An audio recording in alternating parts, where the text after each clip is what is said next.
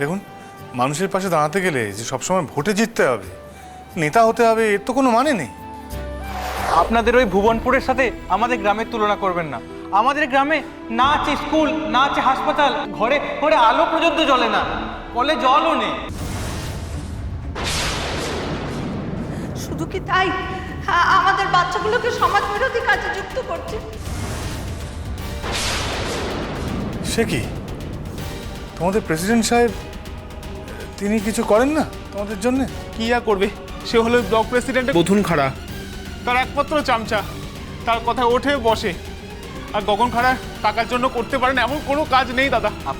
আপনি তো ভুবনপুরের মানুষের জন্য এত কিছু করলেন, আমাদের জন্য কিছু একটা করুন না। আমরা নিজের কথা বলছি না, আমরা আমাদের সন্তানের কথা ভেবে বলছি। আমাদের সন্তানরা একটু বড় হলেই ওই বদল খাড়া তাদের পকেটে ভরে দেয় টাকা আর হাতে তুলে দেয় বন্দুক।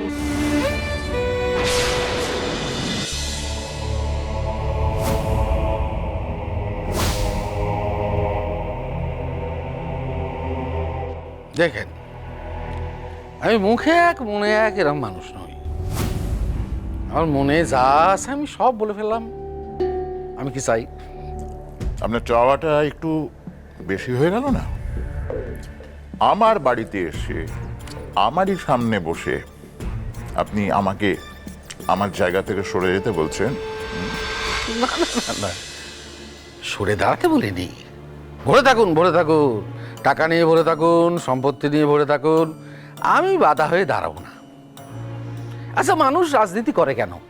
পুরো টাকা পয়সা কামানোর জন্য তো? না, কামান না, কামান না, কামান, টাকা কামান, শুধু চেয়ারটা আমার আছে। আর যদি না দিই?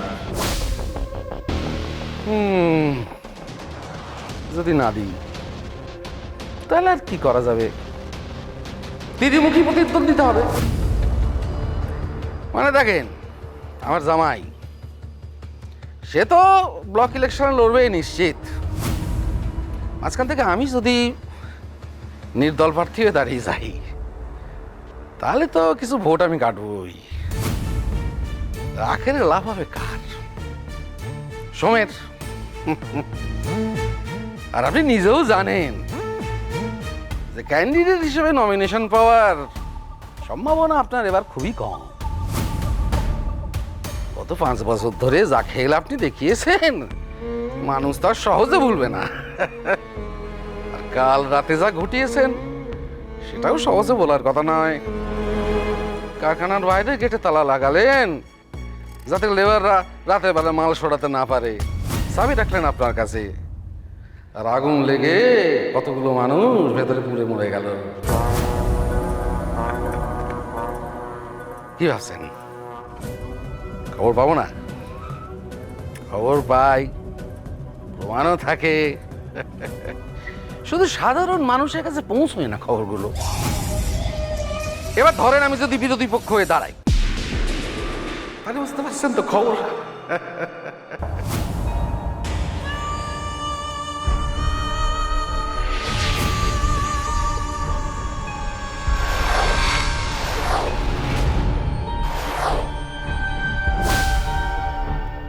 আপনি আমাকে ভয় দেখাচ্ছেন?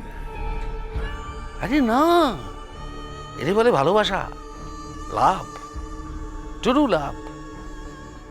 আমি ভয় দেখাবো না, আমি ভালোবাসা দিয়ে জয় করতে চাই। আমি ঘাসে মুখ দিয়ে চলি না।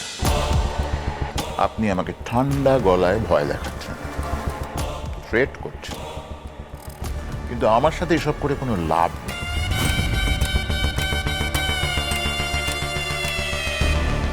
আমার নামটা মনে আছে তো?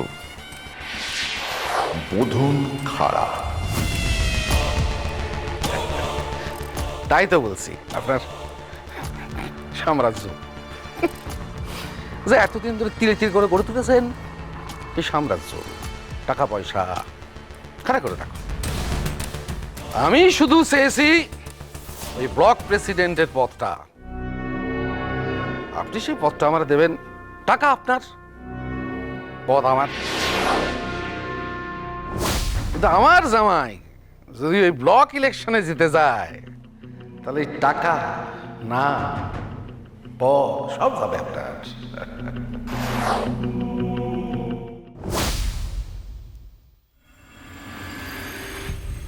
দয়া করো বাবা, একটু দয়া করো আমাদের জন্য, একটু দয়া করো, একটু দয়া করো বাবা।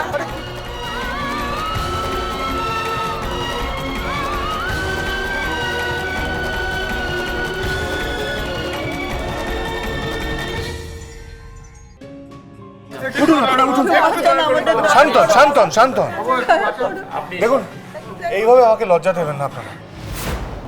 আপনি জানেন আমার বাবাকে কে খুন করেছিল, আপনি জানেন না? সৌদামিনী দত্ত, সোমের মা। দেখুন আমি তো আপনাদের কথা শুনলাম, আমি একটু সময় দিন, একটু সময় লাগবে ভাই, একটু ভাবতে দিন আমাকে। উপায় তো একটাই আছে দাদা। যদি আপনি বোধন খাড়াকে সরিয়ে আপনি ভোটে দাঁড়ান।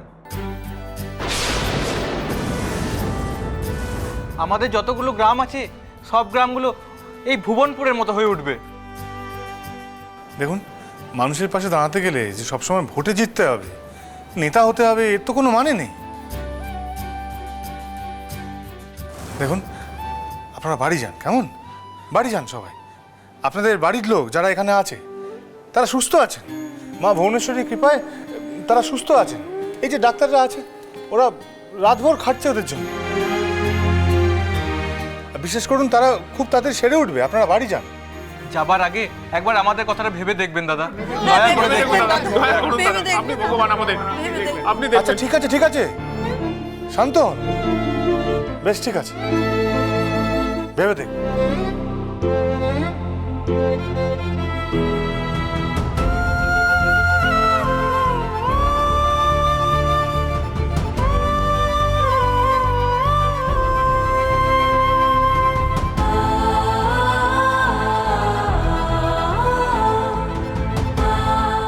আচ্ছা পার্বতী, ওনারা তো ঠিক কথাই বললেন।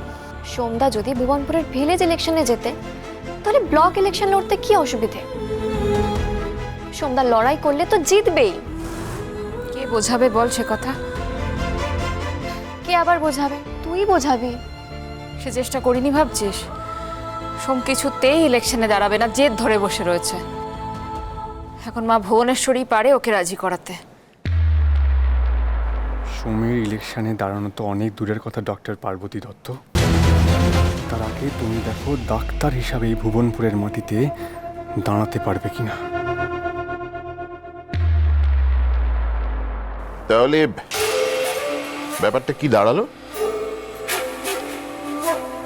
ওই দেখো, বুঝো কাণ্ড, তাতে কোন ধরে গাবজাল দিচ্ছিলাম নাকি আমি?